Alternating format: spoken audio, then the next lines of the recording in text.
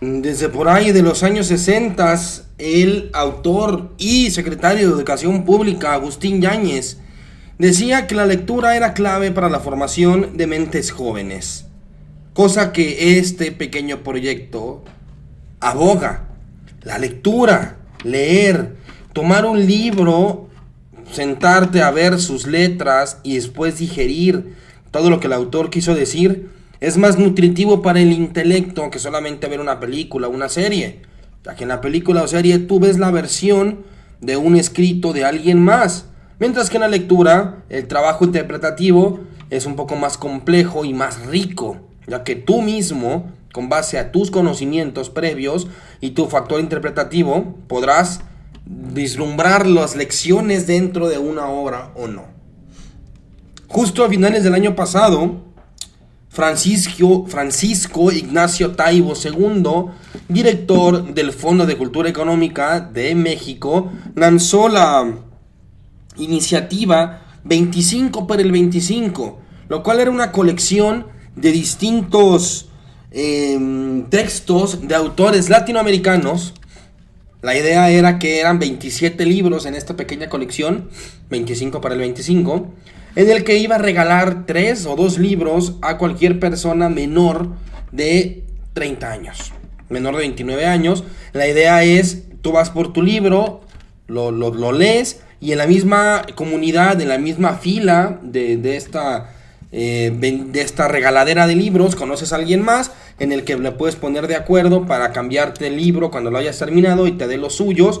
La idea también no solamente es fomentar una juventud lectora, sino una comunidad de jóvenes lectores que se irán encontrando uno al otro para poder cambiarse los libros y poder leer todos los títulos de esta gran colección latinoamericana, que no estuvo exenta de polémica, ya que tuvo muy pocas mujeres. Cuando se le preguntó eso a Taibo, pues Taibo contestó de una manera, digámosle, heteropatriarcal, pero bueno, para un señor de su edad, pedirle algo a contrario a eso, pues es muy difícil.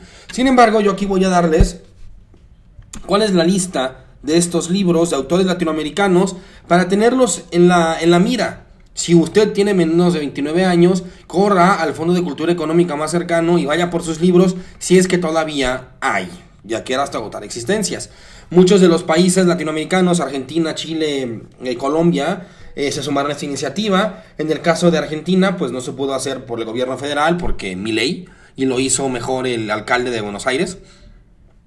En Colombia se logró hacer, en Chile creo que también se logró hacer, pero bueno. Buena iniciativa, sobre todo no solamente mexicana, sino latinoamericana. Les dejo los títulos para que los puedan estarlos cazando, ¿no? Yo intentaré hacerme de esta colección. Ya no tengo 29 años, ya me pasé por 2 años, así que no puedo ir por mis libros gratis, pero supongo que se pueden comprar. No son caros, son ediciones baratas. Esa era la idea según Paco Taibo. Así que bueno, aquí está el listado de textos para que los tenga en la mira. Y si ya los leyó, pues los quite de su lista. Número 1 estaba Cómo tirar contra la muerte, de Juan Gelman, autor argentino. El número 2, Space Invaders, de Nona Fernández, autora chilena. El vaso de leche y otras historias, Manuel Rojas, chileno. Poemas, de Raúl Zurita, chileno. Los privilegios del olvido, de Piedad Bonet, colombiano. Operación Carlota, de Gabriel García Márquez, Colombia. Poemas, de Roberto Fernández Retamar, Cuba. La muerte de Tyrone Power, Miguel Donoso Pareja, Ecuador. Las historias prohibidas de Pulgarcito, Roque Dalton, El Salvador. Requiem por Teresa, Dante Liano, Guatemala. Vientos de primavera, Alaide Fopa, Guatemala. Weekend en Guatemala, Miguel Ángel Asturias, Guatemala. Guerra en el Paraíso, Carlos Montemayor, México. Disparos en la oscuridad, Fabricio Mejía Madrid, México. Duérmevelas, Duérmevelas, Adela Fernández, México. Cuentos, Guadalupe Dueñas, México. Música concreta, Amparo Dávila, México. El Zorro, Sergio Ramírez, Nicaragua. Agua, José María Argüedas, Perú. Canto Villano, Blanca Varela, Perú. La maravillosa vida breve de Ernesto Guevara, Eduardo Galeano, Uruguay. Geografías, Mario Benedetti, Uruguay. Habla palabra, Luis Brito García, Venezuela. Los anarquistas expropiadores, Osvaldo Bayer, Argentina. Cuentos de Juan Carlos Onetti, Uruguay. El atravesado, Andrés Caicedo, Colombia. Mañana es lejos, Eduardo Rosenbach, Argentina. Esos son los 27 títulos de esta pequeña colección de Paco Taibo II. Si usted no puede acceder a esta colección porque usted es viejo como yo, puede comprar los libros. Interesante es conocer la cultura latinoamericana a través de potentados autores. Esta colección curada por alguien como Paco Taibo pues no tiene desperdicio. Pero aún así, si usted no está leyendo, si usted no se da el tiempo de sentarse a leer, hágalo. No hay nada más nutritivo para el intelecto que sentarte a leer. En familia, papás, hijos mayores, tíos, primos, hermanos, que no se pierda el buen hábito de la lectura. 25 para el 25. Ese es el cerdo en el lodo y arrancamos.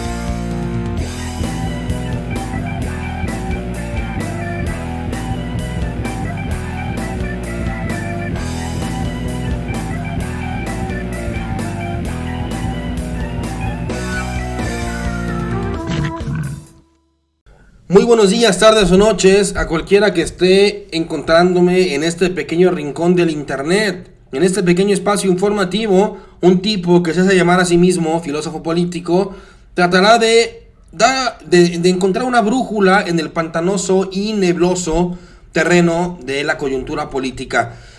Hay un programón el día de hoy. Yo no quiero quejas de que va a durar 2 horas porque hay temas complicados, temas largos, temas de mucho análisis. Así que, por favor, si usted está escuchando en este momento, pues si no ha sacudido su casa, si usted no ha doblado la ropa, si usted no ha lavado trastes, si usted aún tiene tendida la ropa de la lavadora del miércoles, hoy es el momento de hacerlo porque estaremos aquí un buen rato, y aviso desde ahorita. Y bueno, mi voz volvió justo a tiempo para grabar el programa, ya que estuve muy enfermo de la garganta toda la semana y justo a tiempo ha vuelto mi voz. Pero sin más preámbulo, arrancamos. Esta es la semana, si me dan una oportunidad, es la semana 18, si no estoy equivocado. Ya vamos para la primera mitad del año, rapidísimo, semana 18. Y bueno, iniciando mayo, arrancamos.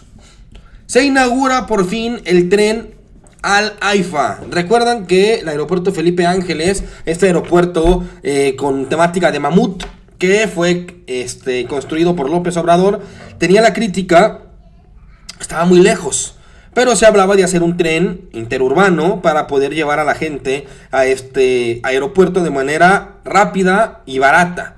Pues este tren ya se ha inaugurado.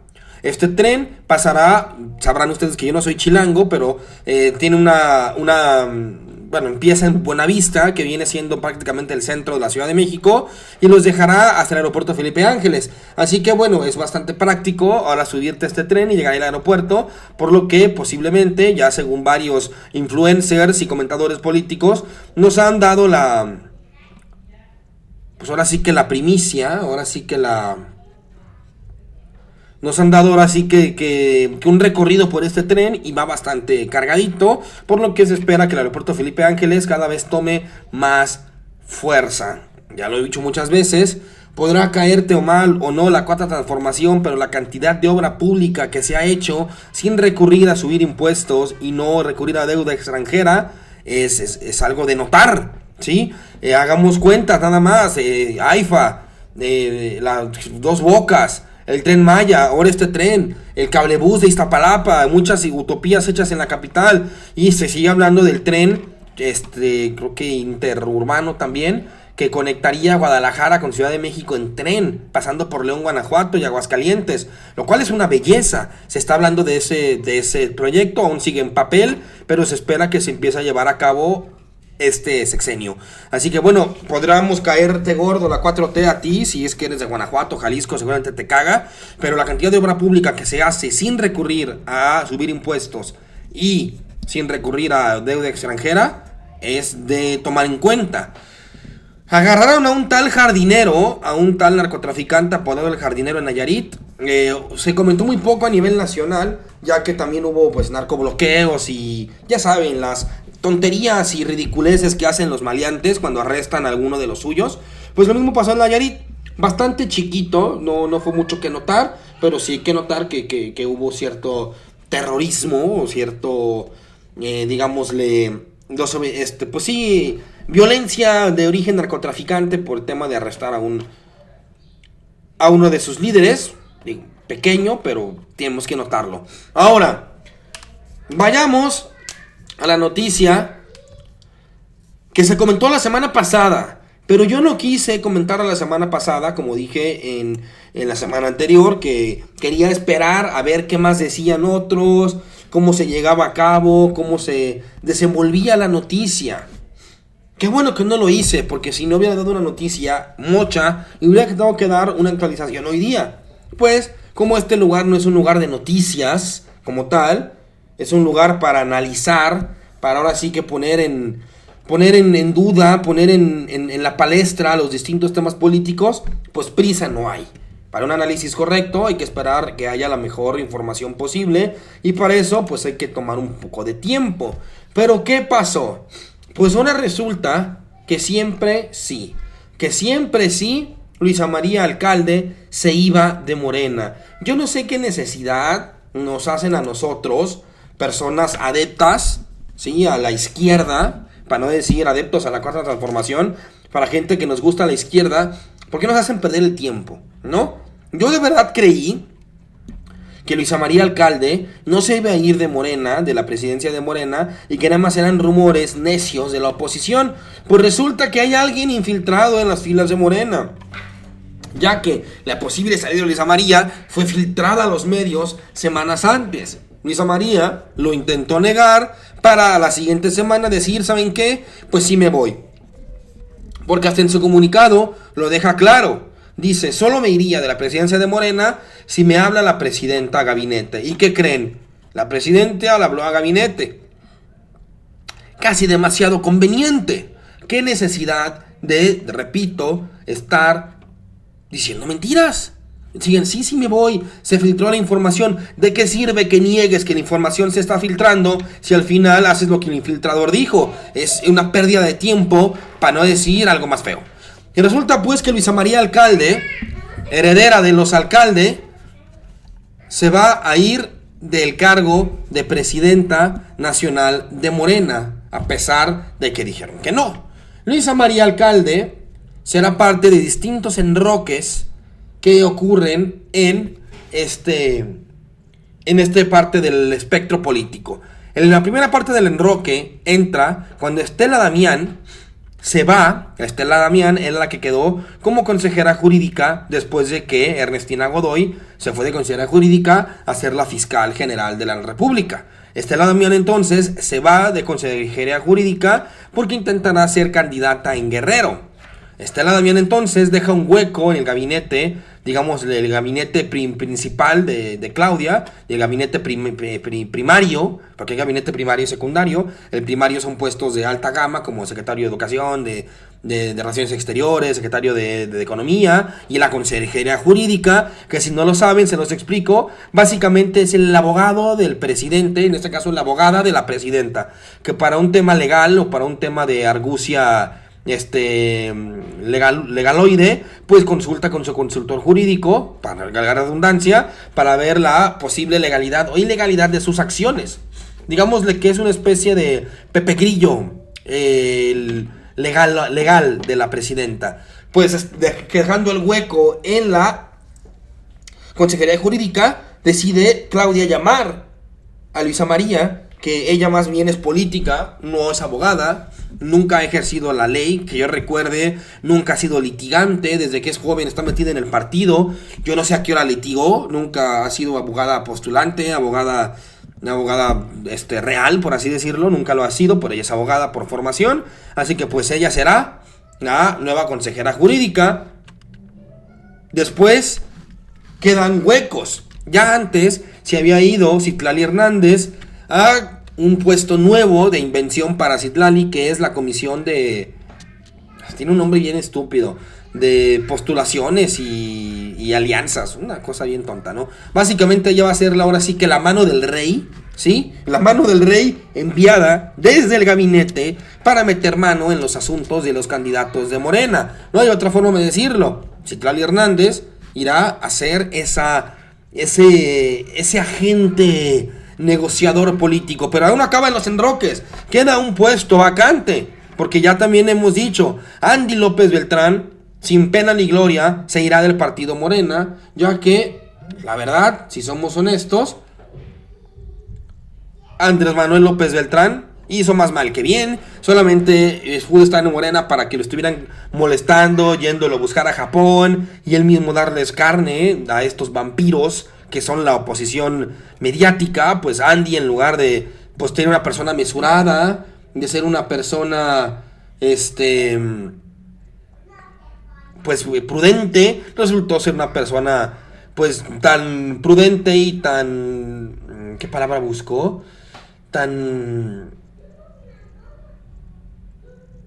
sutil como un rinoceronte. Andy también se larga del partido, gracias, no lo extrañaremos, y queda vacante aún el puesto de presidenta de Morena. Sabemos que el presidente de un partido es una figura presidenciable. Ricardo Anaya, Alberto Madrazo, López Obrador, Cuauhtémoc Cárdenas, Felipe Calderón, Dios mío, el que tú digas y mandes. Muchos presidentes de partido han terminado, López Obrador en primer lugar, por supuesto, han acabado como candidatos a la presidencia y algunos como presidentes. Así que ¿quién tendría este puesto como presidente de Morena? Que es un puesto nada rechazable, y en un mundo después de López Obrador, tener la presidencia de Morena pues es un cargo importante.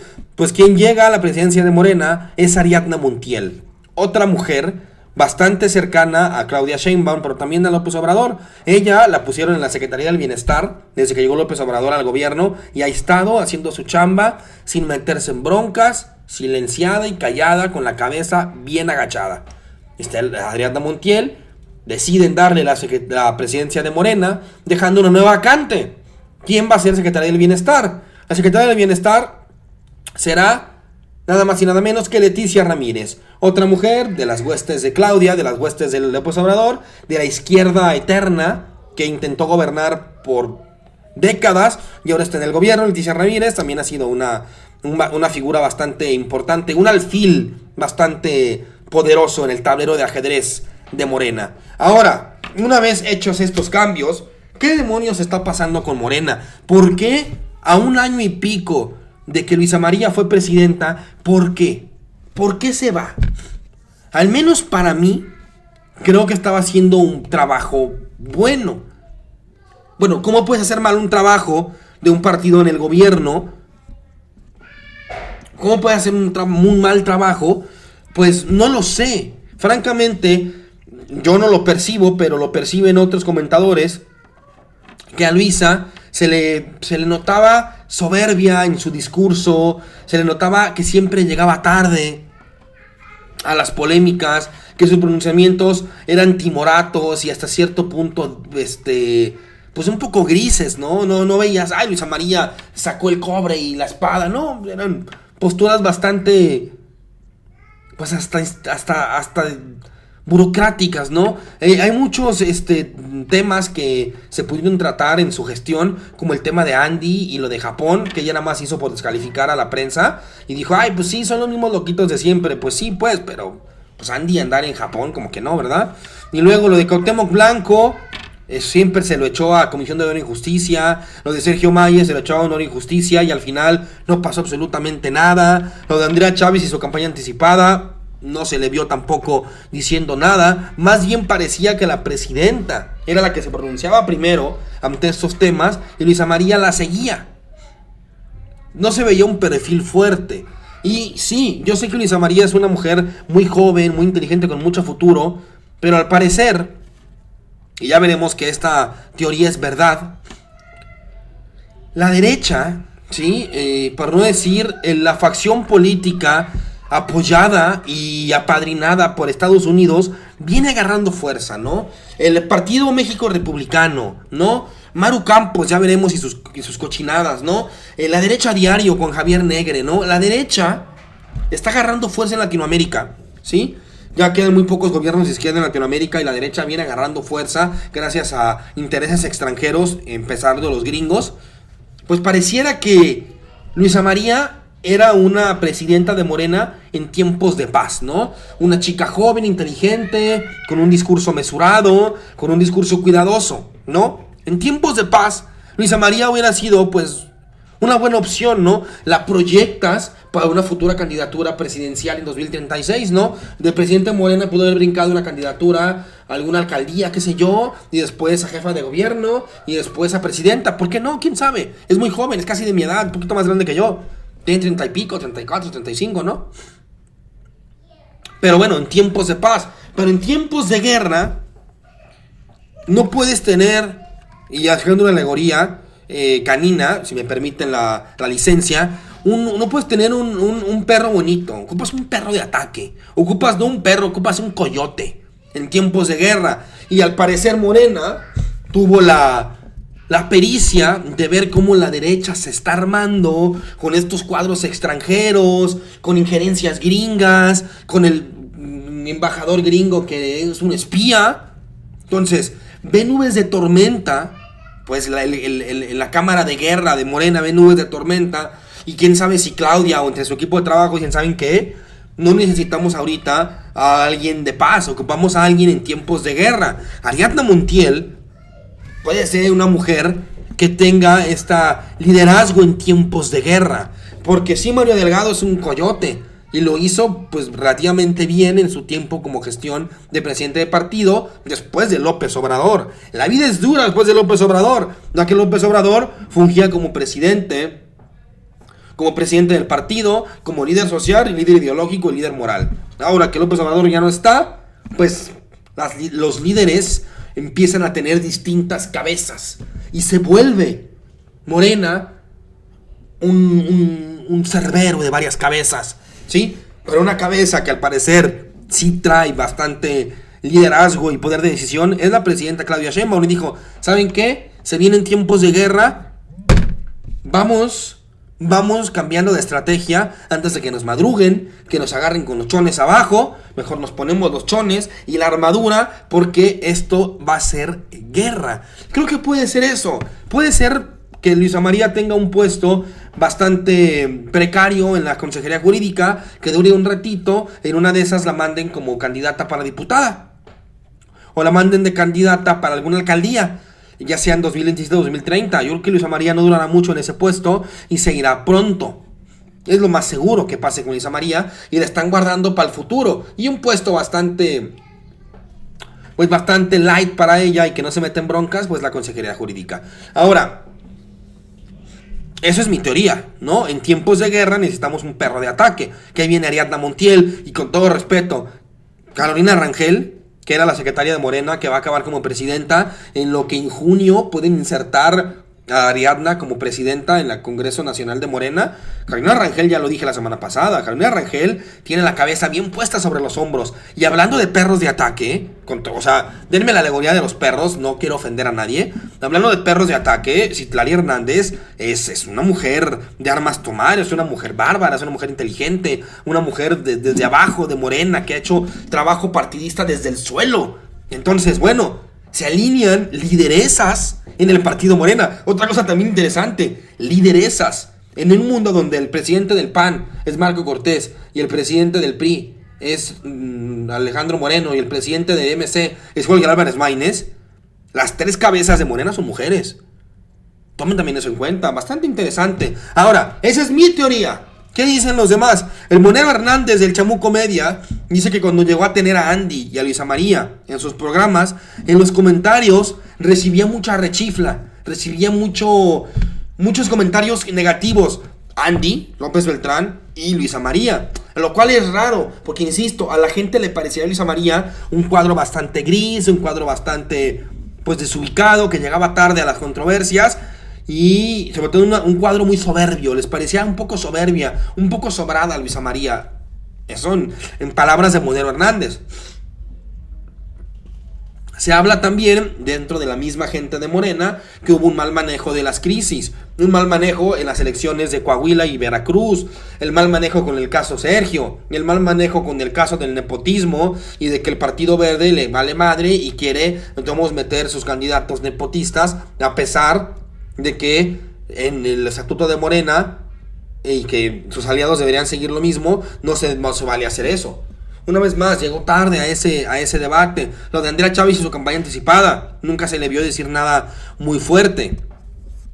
De nuevo, parecía que mucha gente veía a Luisa María en un liderazgo pues un poco más como escudera de Claudia Sheinbaum, más que una lideresa ella misma como tal. A lo mejor nunca se la creyó, a lo mejor no quería de repente caer en alguna controversia accidental con Claudia. No lo sabemos. Lo que sí es que, bueno, que se vaya Andy. Por mí está excelente. Andy, él como que quería apuntarse a ser candidato a jefe de gobierno, pero pues que se forme, porque ahí debe estar Ariadna, ahí va a estar en una de esas Luisa María, en una de esas quiere candidatearse Clara Brugada.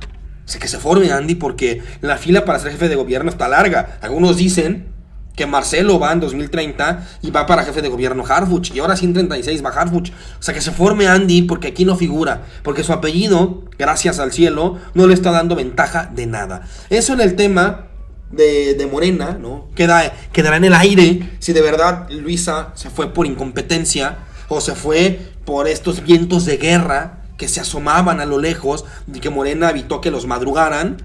Pues yo opto por esto segundo, pero obviamente no lo hubieran cambiado para tiempos de guerra si lo hubieran visto con la capacidad suficiente para ser una lideresa en tiempos de guerra. Tal vez en su juventud y en su experiencia, en una de esas a Luisa, el cargo le quedó a lo mejor grande. No lo sé. Yo creo que Luisa sí estaba pudiendo. Esto es mi opinión. Yo creo que Luisa estaba pudiendo con el paquete.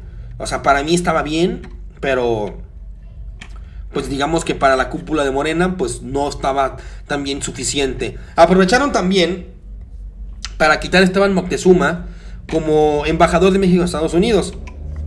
Como ya lo dije, la guerra mediática gringa para con México viene fuerte y viene dura. Ya la veremos más adelante.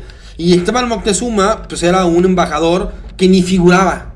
O sea, no figuraba, al punto en que es un tipo con un abolengo y un apellido bastante interesante, Esteban Moctezuma.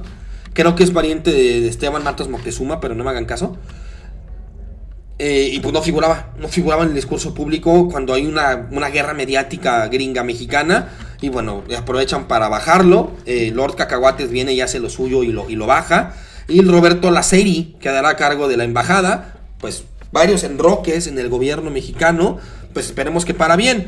Uno de los motivos por lo que también se dice que bajaron a Luisa María, que es un motivo para mi gusto machista, parece un argumento misógino, es que, bueno, una fue que Luisa María, y eso ya en el terreno del chisme, aquí hago acotación chisme, que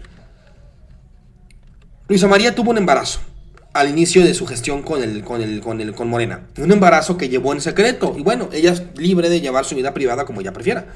Pero se hablaba de quién era el padre del hijo de Luisa María. Si Arturo Ávila, otro diputado. Si era este güey, el Martí Batres, decían. Otros decían que era del Zoé Robledo. Hoy por hoy no se sabe a ciencia cierta quién es el padre. Y francamente nos debería valer madre. Su vida privada es su vida privada. Pero el punto en que es que Arturo Ávila sí es pareja sentimental actual de Luisa María. Y mucha gente, entre ellos Loret de Mola, ¿quién más que Loret de Mola, una persona nefasta en particular, sacar el argumento misógino y machista que la bajaron a Luisa María de la presidencia de Morena, porque prácticamente le dio las riendas al partido a Arturo Ávila por ser su novio? Yo creo que es un argumento bastante nefasto, pero es un argumento que se maneja mucho en las cúpulas de la derecha, porque pues obviamente son misóginos y machistas y creen que acá somos iguales. Sí se vio más protagonismo de Arturo Ávila últimamente en el partido Morena, pero es porque es un buen debatiente, aunque no es el único, pero sí es verdad que empezaron a verse menos cuadros como Noroña, como Julieta Ramírez, Andrea Chávez misma, bueno, ya por su embarazo también empezó a verse menos y figurar menos, pero hasta el mismo Miguel Torruco empezó a verse menos en medios y empezó a verse a Arturo Ávila hasta en la sopa.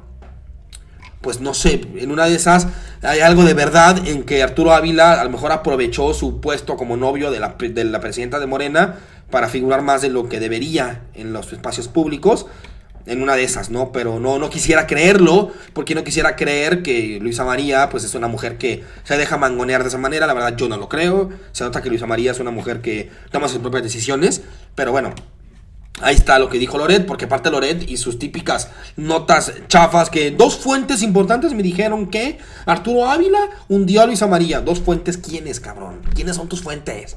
¿Quién? ¿La de las Cibeles y la de los Leones? ¿Quién? Bueno. Justamente empezando la semana, Citlali Hernández, el nuevo tanque de batalla, y no me hagan, o sea, por tanque de batalla me refiero porque ella es una mujer bastante fuerte al ataque en cuanto al tema político. Citlali Hernández estuvo en entrevista con Denis Merker, en el que aprovechó para hablar de los varios temas que ha tenido Morena en el último año, en sus manías y matrimonios con puercos, ¿no? En el tema de varios candidatos impresentables, los temas de varios políticos valiéndoles madre, los preceptos de Morena y la austeridad republicana. Citlali es una entrevista que no tiene desperdicio, porque bueno, Denis Merker si algo tiene es que es de la escuela de Carmen Aristegui, que cuando entrevista a alguien de la derecha le dice: ay, tú habla, mami, tú habla, mijo, ay, sí, di lo que quieras, ay, sí, ¿qué? Que los mujeres somos una porquería, sí, claro, sí, pero cuando alguien de izquierda llega, Carmen Aristegui y Denis Merker, no te dejan de interrumpir. Oye, pero esto, oye, pero otro, oye, pero a ver, dejen hablar. ¿Qué costumbre tienen los entrevistadores de no dejar hablar? Dejen hablar al entrevistado. O si no, no invites a nadie, habla tú, güey. Habla tú, Denis, habla tú, Carmen. Y el entrevistado se calla la boca y mejor que te entreviste a ti. Porque tienes la costumbre, Carmen, de interrumpir. Bueno, Denis es de esa escuela que interrumpe a la gente que no le cae bien o que no comulga ideológicamente con ellos. Pero Citlali, siendo una mujer de armas tomar, fuerte, pues no se dejó. Y como que al principio sí empezó mucho a interrumpir a Denis Merker a Citlali, pero Citlali ahora sí que pudo sacar la tula y la puso sobre la mesa y dijo: mami, ¿me dejas hablar, por favor?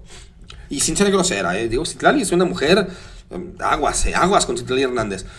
Así que bueno, Citlali Hernández básicamente dice que sí, no lo dice, digámosle, de manera muy tajante, de manera muy vocal, pero sí acepta que hubo ciertos permisismos con ciertas figuras del partido a hacer ciertas porquerías, a hacer ciertas barbaridades, y que bueno, básicamente les recuerdo que es el pragmatismo popular. El pragmatismo popular de Morena es con el fin de llevar a cabo una agenda popular para la gente. Nos juntaremos con ratas, palomas, drogadictos rehabilitados, ladrones, puercos y otro tipo de personajes nocivos, con el fin de llevar una agenda para el pueblo. Sin embargo, habla Citlali que ciertos vicios se dejaron de más con el fin de llevar a cabo la agenda del pragmatismo popular. No lo dice así. Lo sabrá usted, señor oyente, que el término pragmatismo popular es un término solamente dicho en este espacio informativo, porque yo les recuerdo que nos ayude a compartir estos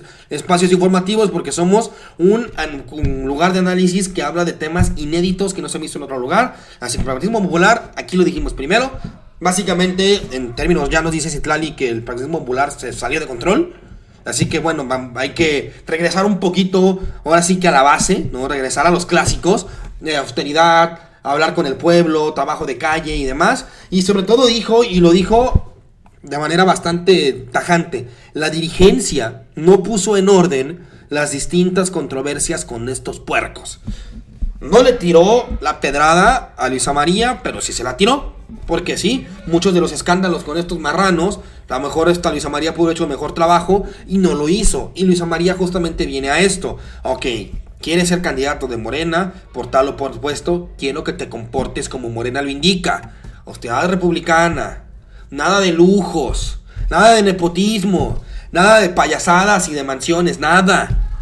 Austeridad republicana y trabajo desde abajo con el pueblo. Es lo que hace Citlali Hernández. Por eso me da la razón al final del día, ¿sí? A los morenistas que defendían la unidad ante todo y que dejen a los de Morena hacer sus porquerías, porque la derecha ya les tira mucho para tirarles nosotros. No, solapar a estos marranos del pragmatismo popular con el fin de llevar a cabo una unidad es un error. Tanto así que la dirigencia de Morena cambió para resolver estos errores. Así que bueno, últimamente la evidencia me dio la razón. Cerraremos el bloque aquí porque faltan dos temas bárbaros en la coyuntura mexicana. Así que ya les dije, hay que sacudir la casa porque no se sacude diario. Aprovechen que el programa de hoy es largo.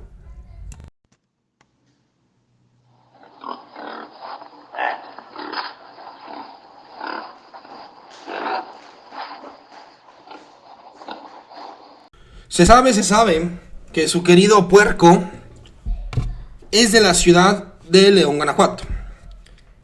León, Guanajuato y Guanajuato mismo es el búnker que le queda al PAN para poder llamarse partido. Se dice que si Guanajuato se llega a perder del PAN, el PAN se pierde como partido. Sin Guanajuato, el PAN no es nadie. El PAN no es nada sin Guanajuato. Y sin León, Guanajuato, que es la capital de Guanajuato, lo siento, Guanajuato la capital, pero la capital es León. Lo siento. Así que en el PAN se sabe que están en crisis. Se sabe el PAN que tiene problemas hasta para conseguir su registro el próximo año. Gracias al PAN, el PRI conservó su registro. Como lo dije muchas veces, juntarse con el PRI, al Partido de Acción Nacional, le hizo más mal que bien, ya que los panistas, puristas, derechistas, católicos y odiadores de los pobres, ¿sí?, no querían verlos juntados con el PRI, que era su enemigo por naturaleza. Y más aún cuando, en tiempos de Anaya, se juntaron con MC, un partido de centro izquierda, si quieres, socialdemócrata, si quieres, y si bien les va. Ahora, ¿por qué el PAN está en aprietos? El PAN siempre fue un partido elitista, un partido de las élites para las élites. Élite, por definición, es pequeño, acotado, corto. Su cantidad de afiliados siempre fue poca porque nunca abrieron sus registros y sus afiliaciones al público en general, porque creían que debería ser una persona con cierta educación, con cierto estatus para ser parte del partido. Ahora que están en crisis y afiliados, abren su partido a la gente y la gente no quiere meterse al PAN porque ya saben que el PAN pues es sinónimo de corrupción, es sinónimo de robo, es sinónimo de elitismo, oligarquía y sinónimo de gobernar para los de arriba, donde a nadie les cree. Y en Guanajuato cada vez les creen menos. Se habla de una crisis del PAN en Guanajuato, al punto en que en una de esas andan perdiendo la gobernatura de Guanajuato y Livia Denis será recordada como la última gobernadora panista de la historia de Guanajuato. Cuando las ratas, bueno, otra vez, dije mal la frase, cuando el barco se hunde, los primeros en huir son las ratas. ¿Y quién más es una rata? Si no es que Ale Gutiérrez, la alcaldesa de León, la alcaldesa mejor pagada de este país, es la primera rata en bajarse del barco de Partido Acción Nacional.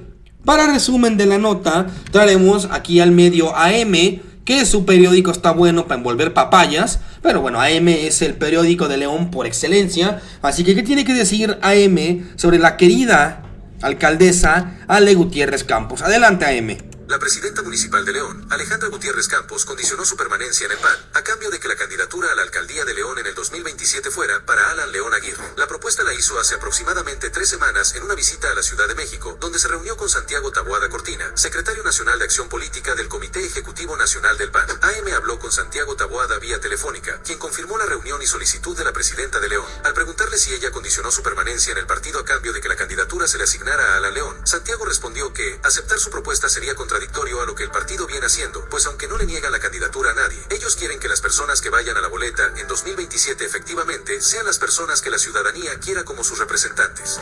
Y aquí está cagadísimo, porque el PAN siempre elegía sus candidaturas con base a negociaciones políticas con los actores dentro del movimiento partidista y político de la zona. Pero de repente al PAN le mordió el mosquito de la democracia, y lo digo con la manera más sarcástica posible. Ahora quieren hacer encuestas como lo hace Morena, cuando dijeron que era populismo ramplón y rascuache. Ahora resulta que el PAN hará el mismo populismo ramplón y rascuache en palabras del PAN. Ale Gutiérrez quiso imponer la suya a la antigua del PAN, y Santiago Tajadas le dijo que no. En una de esas, por el tema de la encuesta, en una de esas porque Santiago Tajadas simplemente tenía otros planes para León y no quería que el apoderado de Ale Gutiérrez fuera el siguiente candidato. Eso en palabras de gente dentro del partido de León, que tengo bien posicionados allí. Ustedes saben quiénes son, un respeto a la gente que tengo en el PAN en León. Así que, bueno, dicen que Santiago Tajadas no quiso ahora sí que darle la suya a Ale Gutiérrez porque él tiene otros planes para el municipio. Seguimos, AM. La Dirigencia Nacional del PAN anunció el pasado 22 de marzo que el 100% de sus candidaturas estarán abiertas a la ciudadanía y que el proceso de selección será a través de encuestas y la participación ciudadana. No va a ser designación directa, ni va a ser producto de ningún planteamiento político para obligar a nadie. No hay ninguna candidatura firmada ni escriturada para... No sabremos la verdad sobre quién tenía razón, si era por encuesta o es porque Santiago Tajadas quiere hacer la suya en León. Cuando veamos el candidato a la presidencia municipal de León, Guanajuato, sabremos perfectamente cuál era la realidad. Si sale que es un empresario acá, potentado, famoso, es porque el PAN está recurriendo al populismo del más rascuache para tratar de rescatar su partido que está al borde del olvido. Para nadie, ni puede ser una condición para absolutamente nadie, dijo Santiago Taboada. Desde el año pasado trascendió la posibilidad de que la presidenta de León dejara el PAN y se sumara a otros partidos como Movimiento Ciudadano. Respecto a esto, Santiago Taboada fue claro y dijo que su partido es más que una persona y al final la decisión es solo de Ale. AM buscó a la alcaldesa Alejandra Gutiérrez, pero no pudo ser localizada. El vocero del municipio de León, Enrique Avilés, señaló que la versión de que la presidenta municipal pidió a su partido la candidatura a la alcaldía para Alan León y le fue rechazada era totalmente falso. Desde finales del 2025 comenzaron a circular versiones acerca de la permanencia de la alcaldesa en el Partido Acción Nacional y su posible cambio al Partido Movimiento Ciudadano, en donde no le cierran las puertas. Hasta principios de 2026, la postura de Ale Gutiérrez se mantuvo ambigua, declarando que aún no ha tomado una decisión, pero que la prioridad siempre será el bien de León. Bueno, ahora dirás tú, oye puerco, pero eso es un podcast a nivel nacional, ¿no? Me escucha gente en Toluca, a mí qué me importa León, Guanajuato. Pues sí llegó a oídos chilangos el tema de Ale Gutiérrez en León y su renuncia al Partido Acción Nacional, ya que en entrevista con Adela Micha, Jorge Romero, presidente nacional del PAN, tuvo esto para decir. Adelante, Jorge. ¿Qué mencionaste Guanajuato? ¿Qué pasó con la alcaldesa de Guanajuato? Mira, se va del PAN. Nos venimos enterando de que sí. Primero yo decirte que sí es algo triste. Nunca a mí me vas a escuchar como presidente del PAN tener una reacción grosera. Una pérdida siempre es algo triste, algo que se pudo haber evitado. Pues claro, es algo, a mí, lo digo como presidente del PAN, profundamente lamentable. No es, Adela, también te lo quiero decir, pues obviamente eres el primer espacio en donde lo digo, seguramente muchos más me lo preguntarán. No es tristemente una sorpresa, tampoco es una sorpresa, no nos cae de sorpresa a muchas personas, porque ya venía mucho tiempo en el aire. Mira, a mí me duele también, quiero decir esto, a mí me duele mucho que el argumento sea falta de atención de las dirigencias. Eso fue lo que dijo. Sí, no es justo, no es justo, la palabra es no es justo. Nunca voy a entrar yo a detallitos y que quién fue quien no pudo. Yo lo dejo así por respeto, por cariño, por lo personal, pero es injusto atribuirle a las dirigencias, ya sea nacional o estatal, el que no haya habido atención. Es injusto porque es falso. Pero también decir, Adela, yo, mira, de verdad lo digo con todo cariño, de verdad lo digo con todo respeto. Espero sonar con toda la prudencia que se ocupa de un presidente.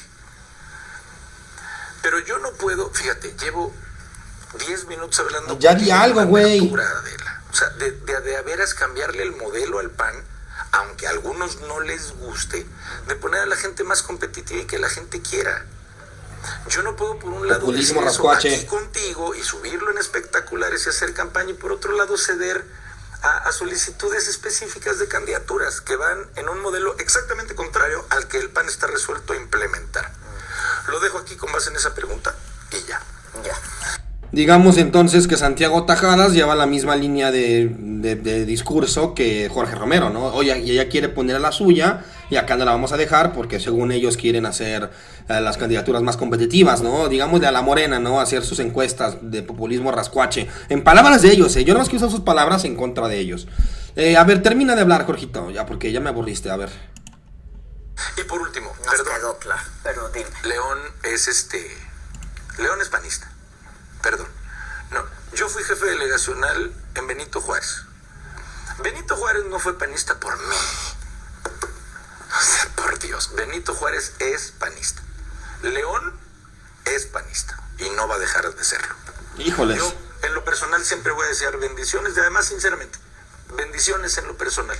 Y bueno, es una tristeza. Bueno, es la chamba. O sea, yo que estoy viendo su cara, interpretando su lenguaje corporal, sí le escaló que Alejandra Gutiérrez se revelara y dijera, pues, ¿saben qué? Va la mía, ¿no? O sea, para que vean que estos pedos de que, ay, yo quiero ser candidato y no te dejo, que dicen, ay, el Morena, están rotos, Morena. Oye, y los medios de comunicación, los medios de comunicación que se están hablando diciendo que Morena ya no sirve porque Luisa María se fue, que se fuera Ale Gutiérrez del PAN y les diera la espalda a la capital de su estado bastión, pues es como si de repente una de esas Clara Brugada se cambiara de partido. Porque bueno, la izquierda siempre ha sido la capital de la izquierda, del PRD o Morena, siempre ha sido la Ciudad de México. Perdón. Si en una de esas, Clara Brugada dijeron, ¿saben qué, chavos? Me voy a hacer del verde. Ah, cabrón. No, Morena estaría dolido, ¿no? Y ahí es lo mismo con Ale Gutiérrez y León, o sea, les está doliendo. O sea, se nota que le dolió aquí a Jorgito y a Santiago Tajadas. Se nota que les dolió. Pero bueno, a ver, termina de hablar, Jorge. Que tienen que hacer, ¿no? Conservarlo como panista y conservar al Estado también como panista, ¿no? Claro. A ver, te voy a leer algunos. Hay comentarios, olvídalo. Bueno, dice Jorgito que Ale... bueno, más bien, que León, disculpen, siempre va a ser panista. Hoy por hoy, sí. Sí, la verdad, desgraciadamente la gente de León es panista y... Ahora sí, esa parte sí, te la doy, Jorgito. León es panista. Que si va a ser panista toda la vida, tengo esperanza de que, al menos, pronto, deje de serlo. Ojalá. Hoy por hoy te la doy por buena. Yo no sé qué pasa en Jalisco y Guanajuato, que la gente tiene la brújula desubicada, ¿sí? Ya veremos luego lo que dijo el Canelo. Pero bueno, no sé, en Jalisco la gente se cree gringa, ¿no? Y en Guanajuato la gente que se cree ranas que aún no son príncipes, o sea... No entiendo qué pasa en Guanajuato que son panistas, cuando la mayoría es de la clase trabajadora y son panistas porque creen que son... O sea, el PAN es un partido de élites, Si no eres de la élite... Si no te pedías Plasencia, si no estudiaste en la Ibero, ¿sí? Si no tienes una empresa con 2,000 empleados, no eres de la élite y el PAN no te representa. La gente panista de León es panista por algún sentido esquizofrénico de la personalidad en la que, como doña Florinda, creen que todos son jodidos, menos ellos, a pesar de que viven en el mismo lugar. ¿Sale? Este sentido aspiracionista, sibarita, de creerte de la alta, de la élite, cuando no lo eres. Ese es el problema con la gente del PAN en León. Poco a poco he visto que cada vez más gente despierta de su letargo panista. Y sí, Jorge, hoy por hoy, León es panista. También manda un repasón a Alejandra Gutiérrez, porque por más que se cambie de partido, León sigue siendo panista en cuanto a su aparato político, ¿no? Porque sí, Alejandra Gutiérrez bien se pudo cambiar, ahora sí ya les voy a decir la noticia, se cambió a Movimiento Naranja, en León estuvo Álvarez Maínez, estuvo del Mario Delgadito, ¿no? ¿Cómo se llama este idiota? El hijo de Dante Delgado, otro inútil, bueno para nada. Y Colosito, o sea, el partido de los chiquitos, Delgadito y Colosito y Maínez anduvieron ahí en León, cuando Alejandra se convirtió al Movimiento Naranja, pero obviamente Jorge Romero dice, León siempre va a ser panista, y no también por la gente, sino porque el aparato político, el aparato de gobierno dentro, el aparato político es panista. De eso hablaremos el día 15 de mayo cuando se estrene el episodio sobre AMLO, que hablamos con Mario Gómez y con nuestro amigo Luis Alberto, pero bueno. Ahí quedó lo de Alejandra Gutiérrez. El PAN está ahora sí que en franca caída libre, él está hundiéndose, y como vimos en el Titanic, cuando el barco se está hundiendo, las ratas son las primeras en escapar. En este caso, la primera rata en escapar es Alejandra Gutiérrez, la alcaldesa mejor pagada del país.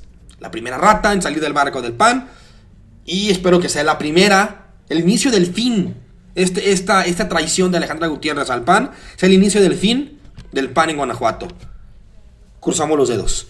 Cerramos segundo bloque, vamos por el tercero. Y apenas, llevamos ya 45 minutos y apenas llevamos 2 noticias. Les dije que este episodio venía largo, así que hacer que hacer, chavos y chavas.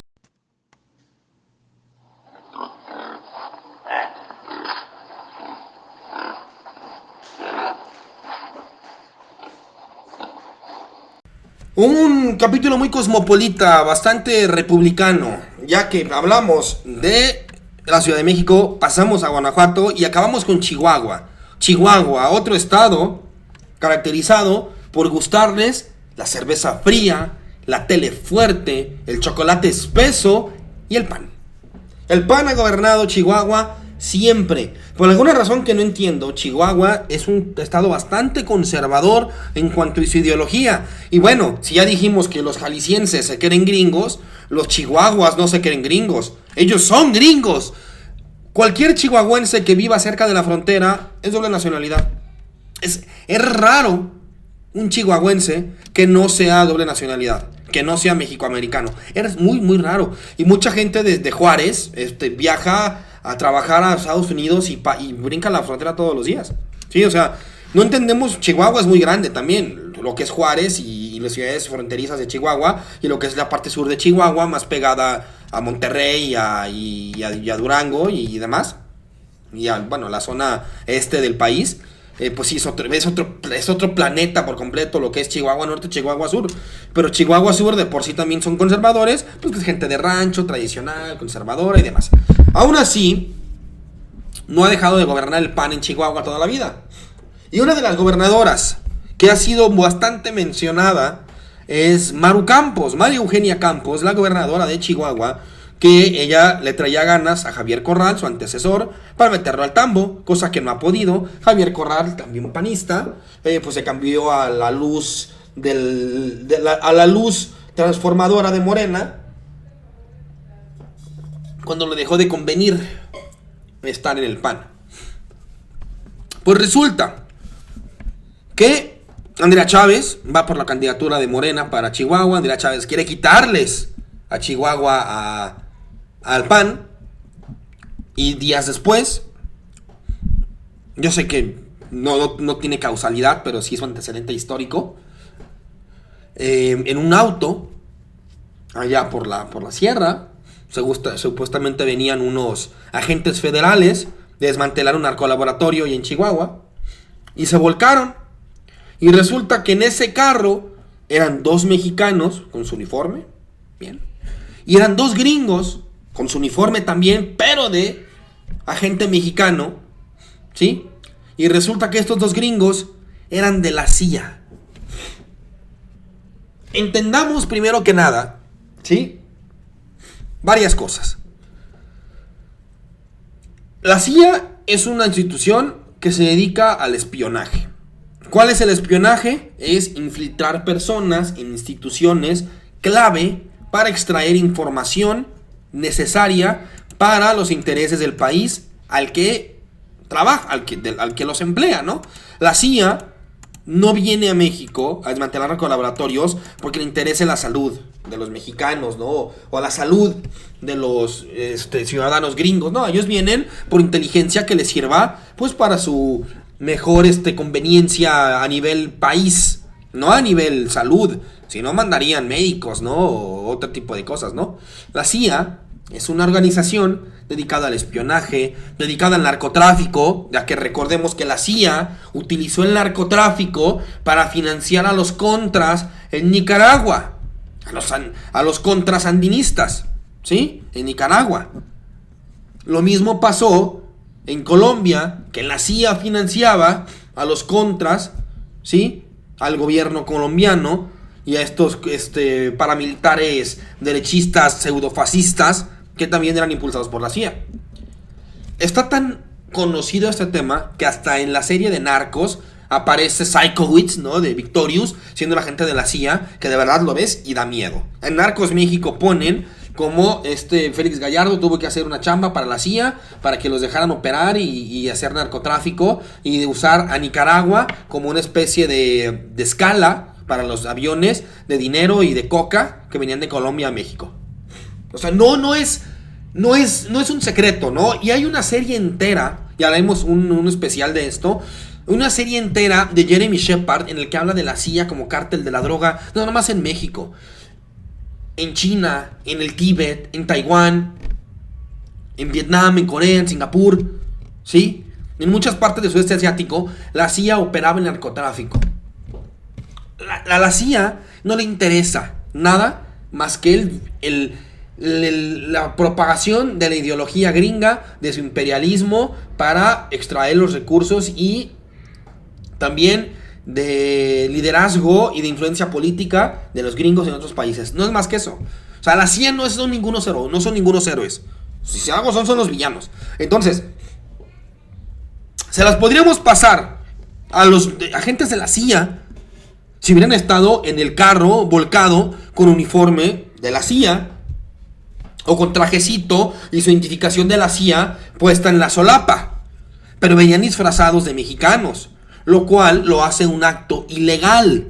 Ante la Constitución, toda acción de la CIA en el gobierno mexicano debe ser autorizado por el gobierno federal. Tanto así que esta semana se autorizó en el Congreso el ingreso de distintos agentes gringos para adiestramiento y entrenamiento de fuerzas mexicanas.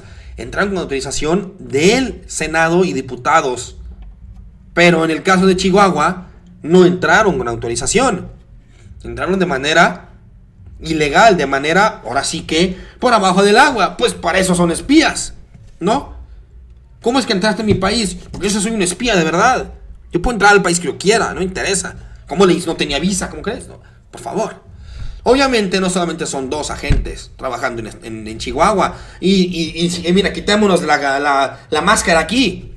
No nada más son agentes en la CIA en Chihuahua, ¿sí? No tengo pruebas, pero tampoco dudas de que también en varias partes del país hay agentes trabajando encubierto de los gringos, ya sea con beneplácito de los gobernadores o no. Recordemos el caso del narcotraficante canadiense que se autoarrestó. Que la gente gringa dijo que fue por ellos y Claudia dijo que fue porque él se autoarrestó. Cuento que nunca me compré y sigo sin comprar. Así que agentes gringos, se sabe que hay un chinflamadral en el sur del país, en Chiapas y en la frontera con Guatemala. Se sabe que hay muchísimos en la zona de la frontera, por ahí de Chihuahua, Coahuila, Durango. Hay muchísimos gringos. Bueno, la gente lo sabe. La gente lo sabe. Ahora, a Maru Campos la cacharon con las manos en la masa, porque se le murieron 2. De ahí que los gringos te dijeron, oye, pues, oigan, mi más sentido pésame, México, se murieron mis agentes.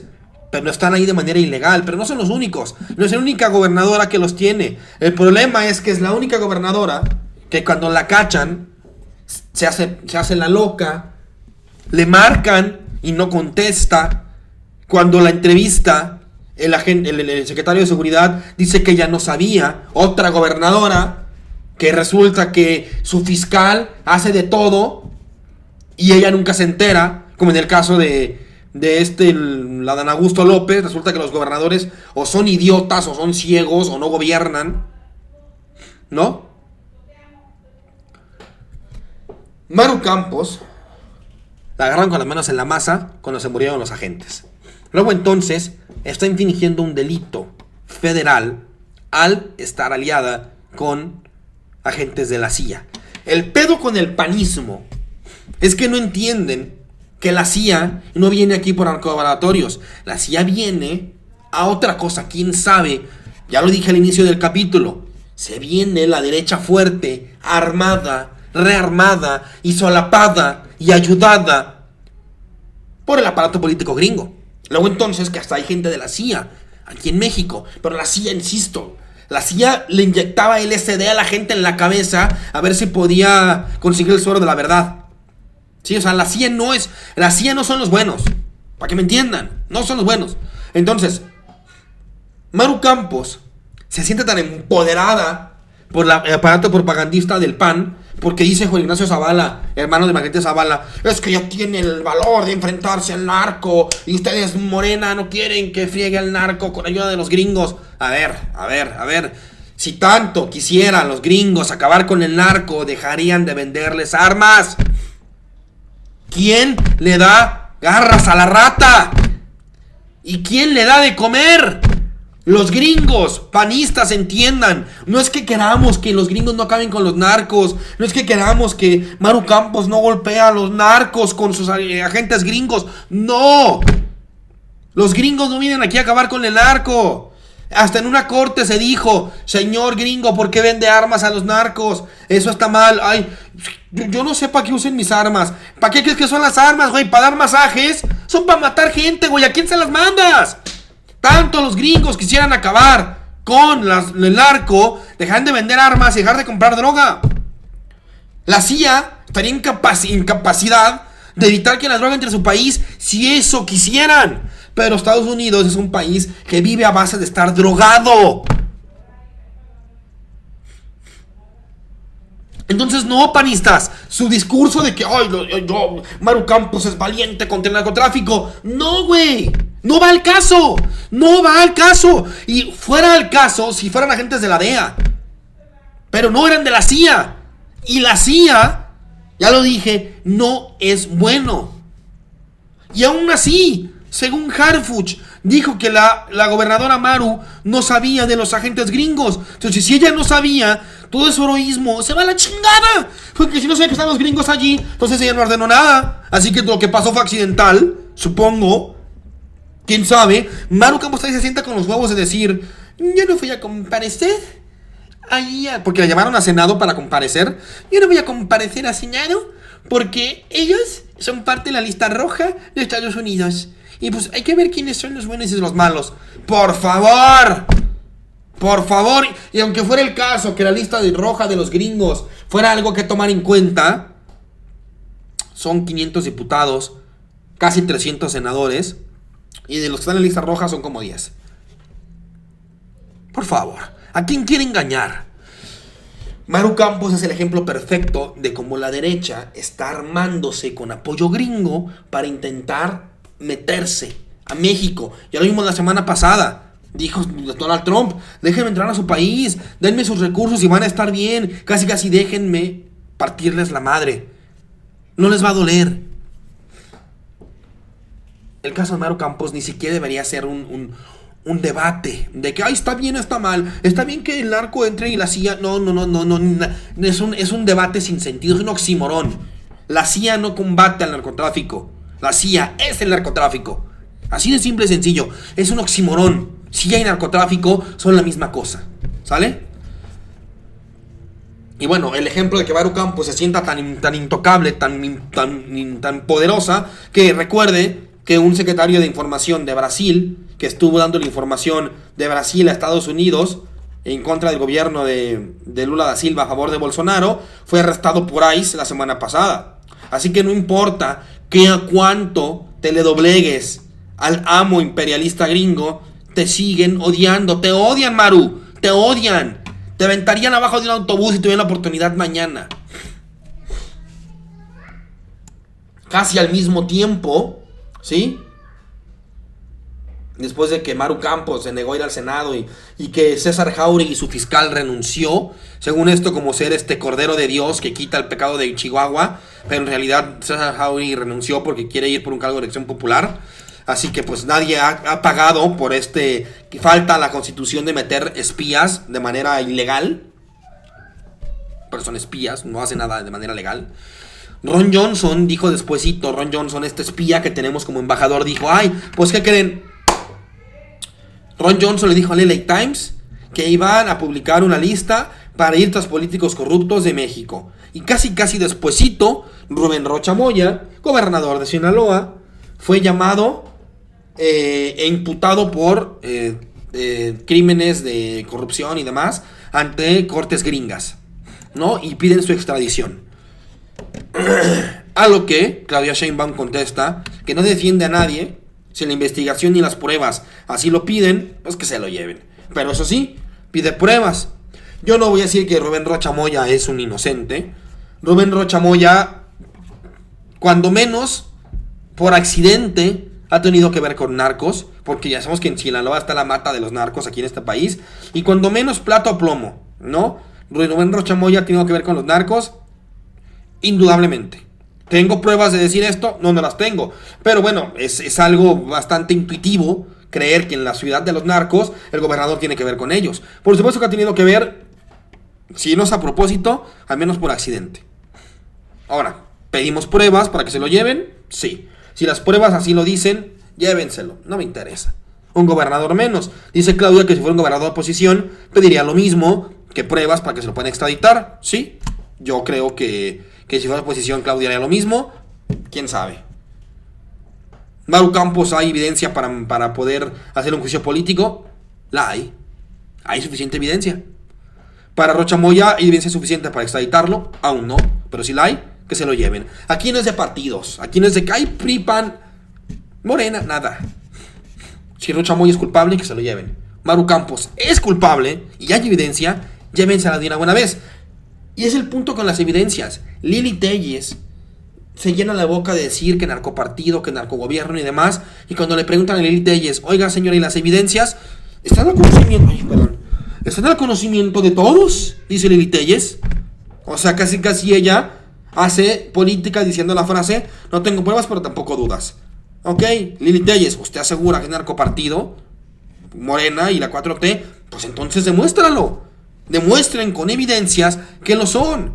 Que no defiendo a nadie. Existo, muchos gobernadores, presidentes municipales, tienen que ver con el narco hasta por accidente, plato plomo. Ayúdame, te doy dinero, no lo quiero. Ayúdame o te mato. Ah, bueno, entonces sí. Pero bueno, ¿dónde está la evidencia? No se vale andar dando acusaciones a los güey sin dar evidencia. No se vale, no es justo. Hay que hacer las cosas bien. Entonces, repito, Ron Johnson es un espía. La CIA es malvada.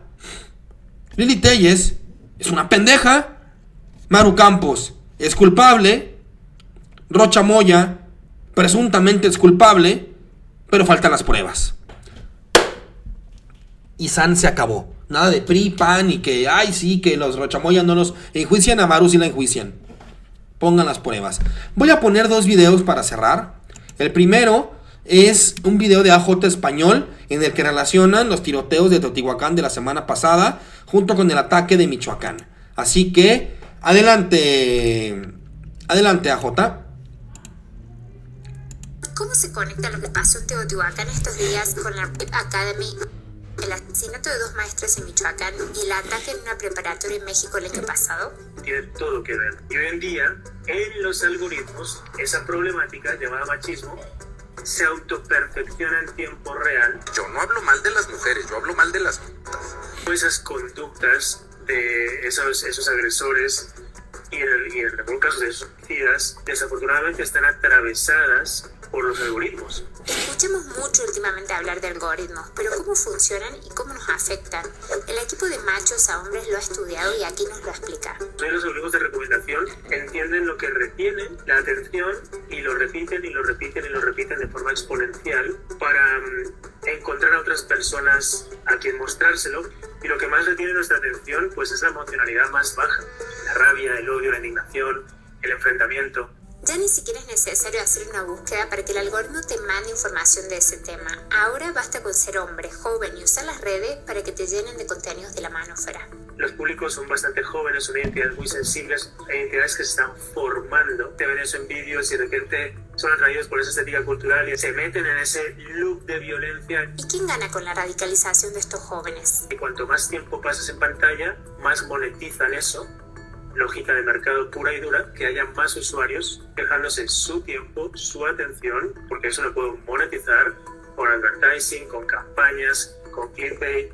Ese efecto multiplicador de violencia que tiene el Internet ha saltado de la pantalla al mundo físico para dejar en México 13 ataques en los últimos meses. Y generan también un impacto real en lo que uno siente, en cómo uno actúa, en cómo nos estamos relacionando, en definitiva en la cohesión social. ¿Cómo se conecta lo que pasa? Bueno, entonces, ya el celular no está teniendo ofensivo. Recordemos que el celular, que las redes sociales no son públicas, son privadas y siguen los intereses de los dueños. Los dueños de las redes sociales son tipos como Elon Musk, que tiene muchos hijos porque quiere diseminar su semilla por todas partes, que odia a su hija trans, ¿no? Mark Zuckerberg, que es un robot que no tiene sentimientos. Entonces, estos redes sociales van a proliferar algoritmos en mentes débiles para llevar a cabo una agenda hacia sus intereses, que en este caso, que es la derecha de las élites, tratará de empatar la ideología machista, misógina, que también se identifica con esa forma de pensar. Y básicamente, cuando tienes a un chico diciendo tonterías machistas del Chicharito o del Temach, simplemente fue un tipo víctima de la propaganda de las redes sociales para que la ultraderecha no deje el poder en este planeta. Ahora sí que el tema social se vuelve vasallo del poder económico, ya que si algo representa a esta cultura capitalista individualista es el hombre productor agresivo que quieren exaltar estas posturas machistoides, misóginas, horribles de tipos como el tema Chicharito, ¿no? Y obviamente un tema comunitario, un tema de oportunidades para las minorías es algo más de izquierda, que enarbolan más los feminismos en general. Tú, chico que me escuchas, ¿te gusta el Chicharito? Pues eres víctima de propaganda. Es hora bien de quitarte la máscara y atreverte a servirte de tu propia razón y no de lo que te diga el internet. Último video que quiero ponerles, que es ejemplifica exactamente cómo es que la gente de derecha cree que funciona el mundo. Es un video de liberal estúpido, así se llama la cuenta, y pues es muy divertido. Así que venga. Dice, ¿cómo los fachos creen que funciona el mundo? Y dice lo siguiente. Rayos. Bacán, weón, ahora le voy a poder subir. Le bajaron los impuestos a los empresarios. Qué bacán, weón, ahora le voy a poder subir el sueldo a todos mis trabajadores mejorando sus condiciones laborales. Y las empresas que no lo hagan van a perder a sus trabajadores y todos se van a venir a mi empresa. Y las empresas ahora nos vamos a pelear los trabajadores dándoles mejores condiciones para que quieran trabajar con nosotros. Ese es el capitalismo en papel, ¿verdad? ¿Cómo es el capitalismo en realidad? ¿Bajaron los impuestos? Buena, más platita para el bolsillo. Pero jefe, ¿por qué no le suben los sueldos a los empleados? Ay, weón, estos weones, ¿qué chucha se creen? Que se atreven un culiado a pedirme que le suba el sueldo. Lo he hecho cagando y contrato otro cagado de antes nomás, weón. Le bajaron los impuestos. Ya lo he dicho muchas veces, amigo empresario que me escuchas. Si a tu empleado no le gusta para irse a la playa una vez al año, a ti tampoco. A ti tampoco. Acabamos con nacionales que estuvieron larguitas y pasamos a internacionales que uno pensaría que están cortitas, pero la verdad es que no. Volvemos después de estos puercos.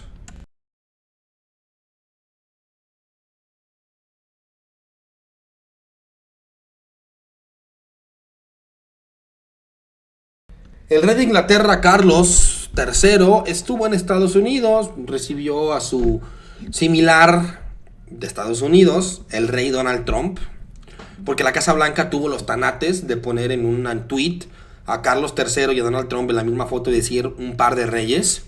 Entiéndase que me burlo de Donald Trump llamándole rey, porque lo que más le ofendería a un gringo es que ellos que se creen tan republicanos y democráticos tengan a un líder como un rey, pues debe ser humillante para ellos.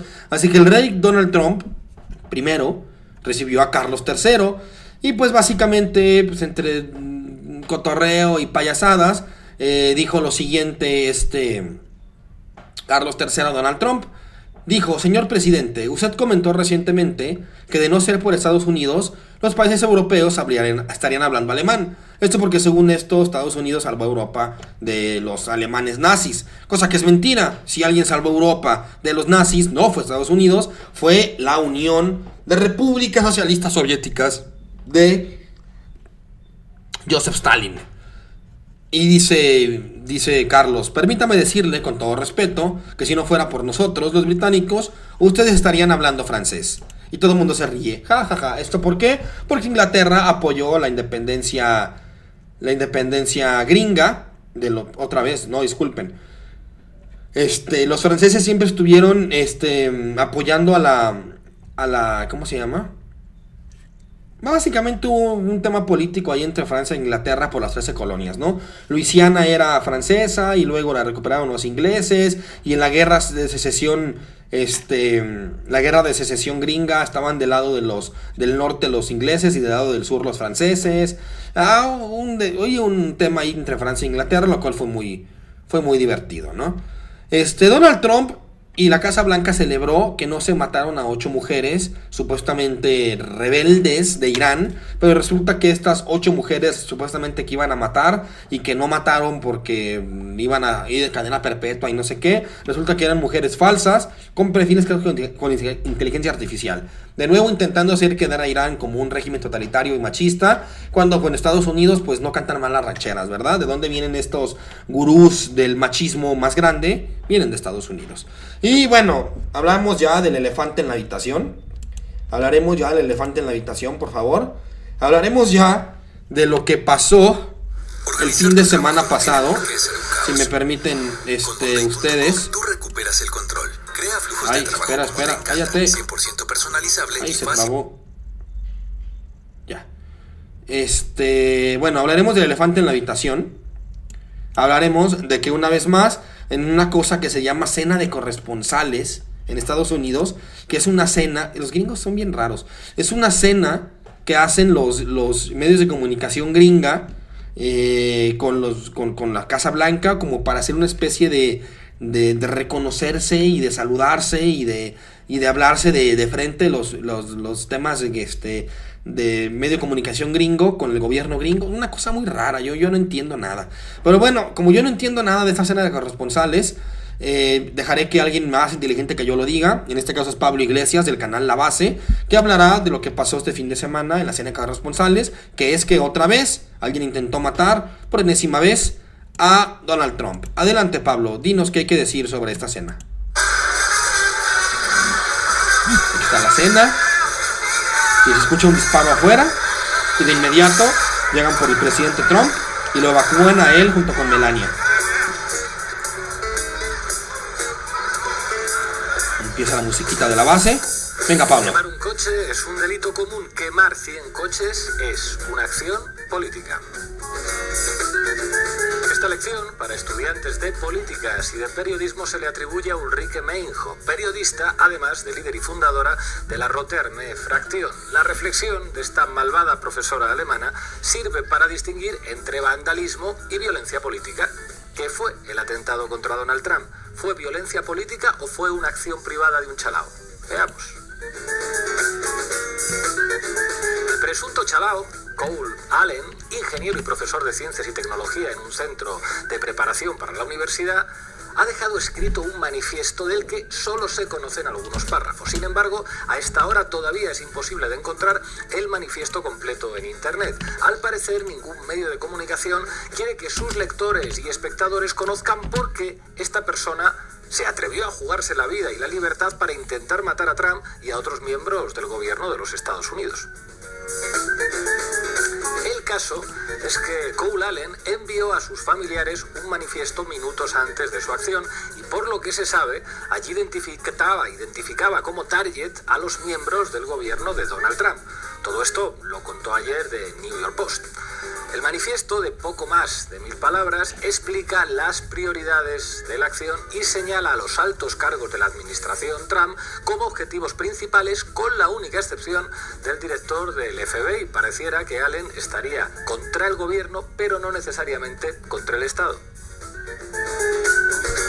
Allen explica además en su manifiesto que, como ciudadano estadounidense, no está dispuesto a permitir que un pedófilo, violador y traidor actúe en su nombre.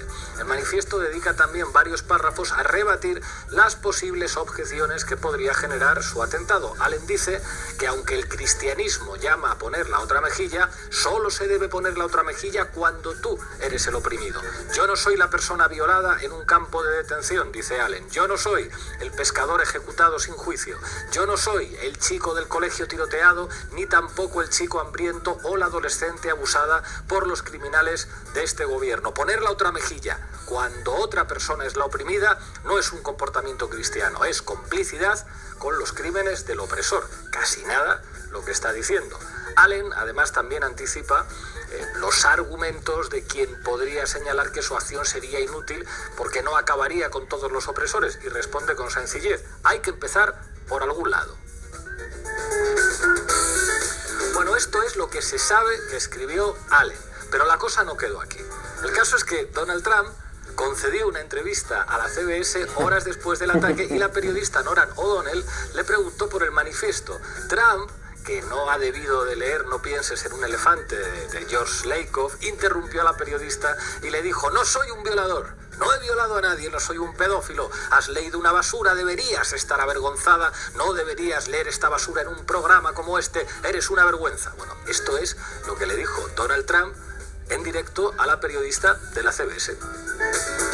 Y solito se puso el saco. Claro, lógicamente los líderes políticos del mundo, hasta Pedro Sánchez y Delcy Rodríguez, que tendrían buenas razones para no entristecerse mucho si se muere Donald Trump, han condenado el atentado. Pero más allá de que los líderes políticos no puedan hacer otra cosa que condenar el atentado, estarán ustedes de acuerdo conmigo en que quedan varias preguntas en el aire que están buscando esas respuestas que Bob Dylan delegó en el viento. ¿El atentado contra Trump es una acción política? ¿Lo que dice Allen en el manifiesto es cierto? ¿Es Trump un violador y un pedófilo? ¿Es el tiranicidio justificable por razones éticas, políticas o religiosas, como dijeron el jesuita Juan de Mariana o el propio Tomás de Aquino? ¿Por qué a Trump le molesta tanto que le lean el manifiesto en la televisión? ¿Por qué no se difunde el manifiesto? La respuesta, amigos, amigas y amigues, está soplando en el viento, como diría Bob Dylan. Peace and love, my friends. Bienvenidos y bienvenidas a La Base. Gracias, Pablo, por dar un resumen de la información, mejor de lo que yo puedo hacerlo. También se habla de que en una de esas todo este vaina del atentado contra Trump es falso. Ya sabemos que a los gringos les encanta hacer ataques de falsa bandera y ataques falsos. Y pues ahí queda, ¿no? O sea, otra vez me quieren matar a Trump. Fue un intento bastante burdo, bastante inocente, para no decir estúpido. Muchos dicen que fue un autoatentado porque pues no es posible que alguien sea tan idiota para querer meterse a una cena de gala en Estados Unidos con una escopeta. Pero bueno, no subestimen a los gringos. Si alguien es estúpido aquí, son los gringos. Así que bueno, quién sabe, una de esas sí se la creen, ¿no? Y ahí quedó. Donald Trump, un atentado más, volvió a salir avante y todo tranquilo. El mundo sigue girando y girando y girando. Hablando de personas detestables, fue a Madrid María Corina Machado, la persona que alguna vez ganó un premio Nobel de la Paz y se lo regaló a Donald Trump, justamente. Fue a Madrid a hablar con la comunidad de venezolanos que vive allá en España, ¿no? Estos venezolanos que escaparon de Venezuela porque odian al régimen chavista, recibieron a Corina Machado como la nueva presidenta de Venezuela, le gritaban presidenta y entre otras cosas le gritaban a María Corina Machado, le gritaban presidenta y gritaban fuera la mona, refiriéndose a Delcy Rodríguez. No es posible como en España hay gente tan racista que se les hace normal gritarle a una mujer de tez morena, mona, y hacer una consigna en una marcha llamando fuera la mona. Y bueno, Corina Machado la querrán mucho en Madrid y demás, pero lo bueno es que Madrid no es Caracas. Y pues en Venezuela, al parecer, no pudieron poner a Corina Machado porque faltaba apoyo popular. Pues ¿qué les parece a los que dicen fuera la mona en Madrid? Váyanse a ver a Venezuela, hagan mayoría democrática y pongan a Corina de presidenta, porque si no está de presidenta Corina es porque el mismo Donald Trump dijo que nadie la quiere, al menos en Venezuela. Cerca de las elecciones de Colombia, ¿se acuerdan que ya vienen las elecciones en Colombia? Y que el señor Cepeda, que intenta ir contra Abelardo de la Estrella, que es el candidato de la derecha, Cepeda, el candidato de Gustavo Petro, pues siempre en Colombia es muy común la violencia política, ¿no? Y más cerca de las elecciones. Se cree que un tal Iván Mordisco, un tipo de las sobras de las FARC, de las Fuerzas Armadas Republicanas, no sé qué, pues resulta que está haciendo violencia terrorista en Colombia para, pues digámosle, hacer quedar mal a Petro y que pueda llegar el candidato de la derecha a Colombia. Eso de que la CIA se meta para hacer terrorismo en contra de candidatos de la izquierda en Colombia, eso es de toda la vida, ¿no? Y no negaría que el señor Iván Mordisco tenga que ver con la CIA, no sería novedad, no tengo pruebas pero tampoco dudas. Y bueno, en Colombia no pueden faltar las tradiciones como bombas y explosiones cerca de las elecciones. Iba a hablar de los 22 puntos de Palantir, una empresa de tecnología, pero lo dejaremos para la próxima semana porque ya es bastante largo el programa. Solamente quiero recordar que Cuba está siendo ahogado por hambre gracias al imperio yanqui, que sigue habiendo un genocidio en Palestina, que otra flotilla Sumud sale hacia Palestina. Este domingo pasado salió hacia Palestina y ya fue interceptada una vez más por el ejército del ente colono genocida sionista de Israel. Así que bueno, allá va la flotilla Sumud a intentar llevarle de comer a los palestinos, que pues usan el hambre como arma de guerra a los israelitas, hacen un genocidio, una limpieza étnica en Palestina. La flotilla Sumud intentará hacerlo una vez más. Iba a hablar de un pequeño cerdo en la cancha el día de hoy, pero creo que no tenemos tiempo. Ya es un capítulo bastante largo. Veremos si la próxima semana hay oportunidad de hacerlo, o si no lo vamos a aventar para otro día, porque pues es un tema que no tiene desperdicio. Así que aquí produciendo en vivo, como dice Carlos Hernández Solís, produciendo en vivo, vamos a mandar este cerdo en la cancha para después, porque pues ya tenemos la agenda llena. Así que lo haremos otro día. Se lo haremos con la frase de la semana, porque aquí recordaremos que Nayib Bukele es otro presidente de esta derecha latinoamericana, que básicamente se jacta de decir que bajó la delincuencia en El Salvador, mandando a la cárcel a cualquiera que tuviera un tatuaje, ¿no? Básicamente Nayib Bukele dice que ahora quiere mandar de cadena perpetua a cualquier pandillero, no importa que este tenga 12 años, mandarlo de por vida a la cárcel. El problema con Nayib Bukele es que metió a la cárcel a todos los pandilleros, ¿sí? Pero entre muchos pandilleros también lo mandó a varios inocentes a prisión. Así que como la pena de muerte, si tu medida de seguridad mandó a un inocente a la cárcel, pues tu medida no funciona, ya que debería ir solamente contra los criminales y no contra los inocentes, y no con el fin de meter a todos a la cárcel aunque parezcan delincuentes y meterlos sin debido proceso. Viola los derechos humanos, señor Bukele. Además de que las cárceles deben ser lugares de readaptación social, no lugares de castigo y un infierno en la tierra, señor Bukele. Entiéndalo por una vez por todas. Su seguridad es ficticia, basada en un régimen totalitario de que cualquiera que parezca delincuente va a la cárcel sin que éste lo sea. Y en la cárcel no irá a ser reinsertado socialmente, sino que será a pasar un castigo, ¿sí?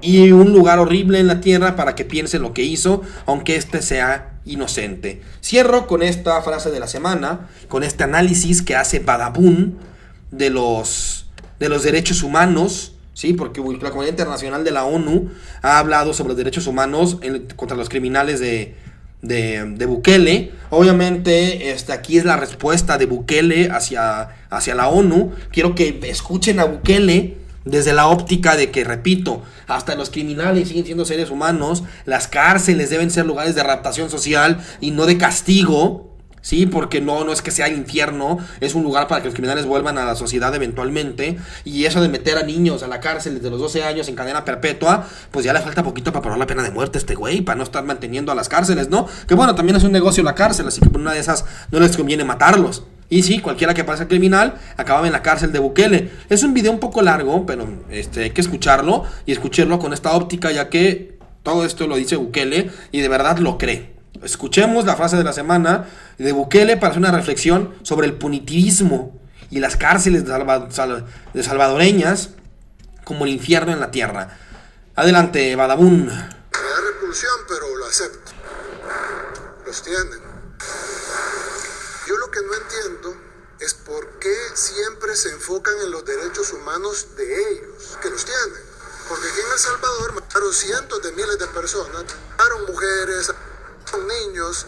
Hay historias de una muchacha ahorita que estamos ayudando que no tiene brazos porque los pandilleros le tiraron una bomba a su mamá porque no había pagado, su mamá murió y ella perdió los brazos en la explosión.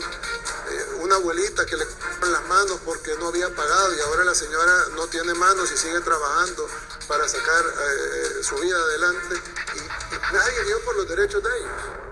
Cientos de miles de salvadoreños, gente que no estaba haciéndole daño a nadie, estaban trabajando, iban caminando. ¿Saben quién les enseñó a las maras y a los pandilleros a cortar manos y a hacer explosivos? La CIA.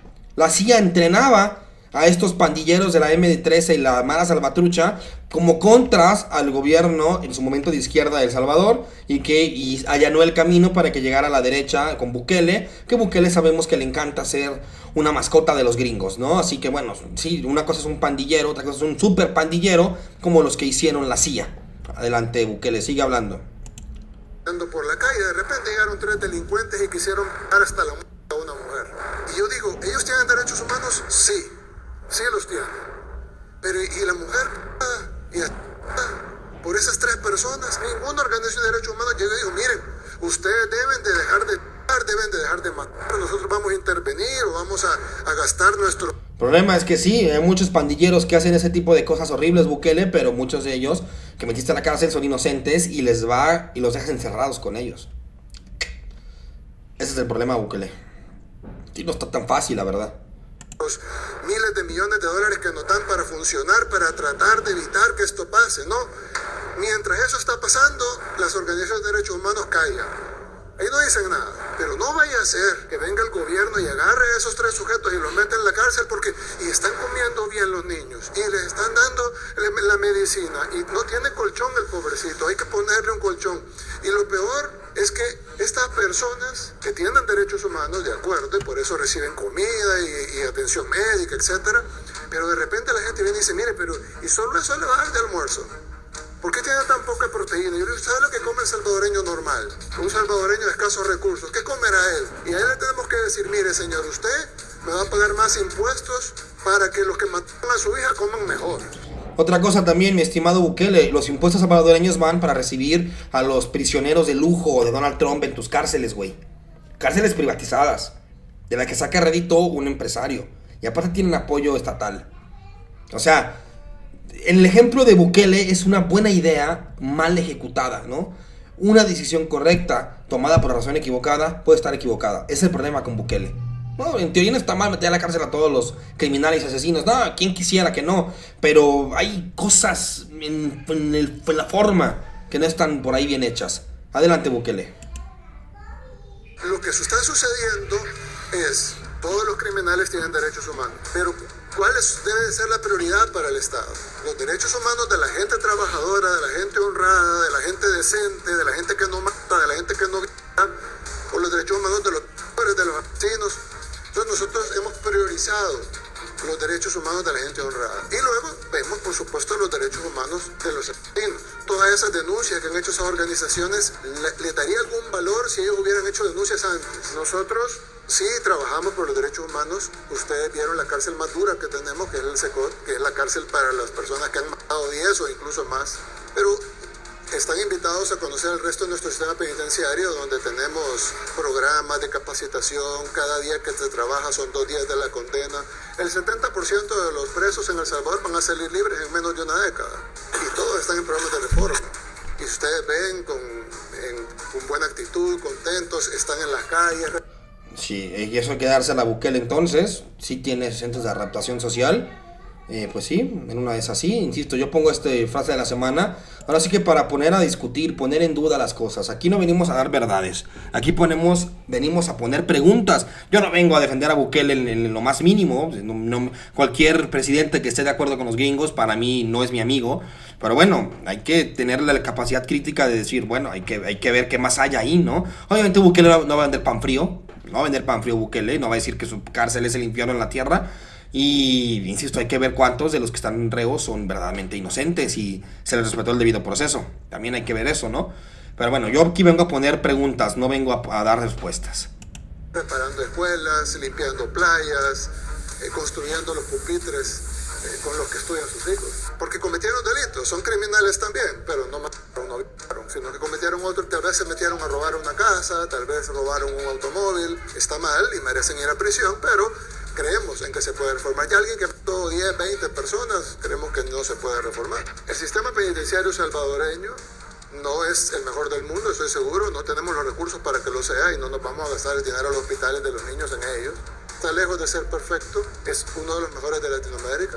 Además, se garantiza que desde ahí no se ordenan crímenes, no hay señal de celular. Muchos de ustedes ustedes vieron que no hay señal, es imposible. Tenemos un sistema que no permite que sean cuarteles generales del crimen como pasa en otros países, no permite que desde ahí se ordenen asesinatos como pasa en otros países, no permite que hayan fiestas como pasaba aquí en El Salvador antes y subían los videos a YouTube desde la cárcel.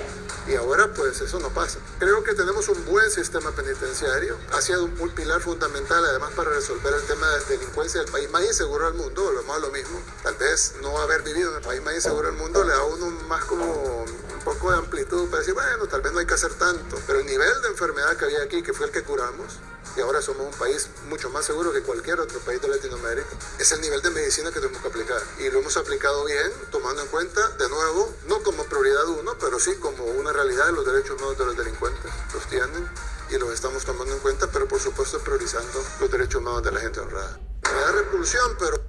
Está ahí la duda y el debate de Bukele y su propuesta para acabar con la inseguridad. Yo creo que pues es una idea buena, pero hasta cierto punto ejecutada de manera perfectible, por decirlo menos, mejorable. Lo malo es que Bukele hable de su sistema penitenciario como la panacea. Creo que tiene mucho trabajo que hacer, pero pues es una idea buena en papel. Pero insisto, ¿cuál fue el problema en primer lugar? Pues que las maras y las pandillas fueron facultadas y alentadas por el ente colono y el ente agresivo de la CIA. Vamos a acabar aquí el programa. Dejé muchos temas para la próxima semana porque fue un programa largo, ustedes lo vieron, pasó de todo. Quiero invitarlos a que pasen sobre este programa a cualquier persona que crean que le hace falta informarse un poquito más de política. Semana 18, se viene ya casi el especial número 5, que hablamos sobre López Obrador. Ya está grabado y está muy largo, así que también hay que tenerle paciencia. Pero bueno, nos vemos la próxima semana, semana 18. Gracias a Martín Pacheco por la música y nos estamos viendo en otra ocasión.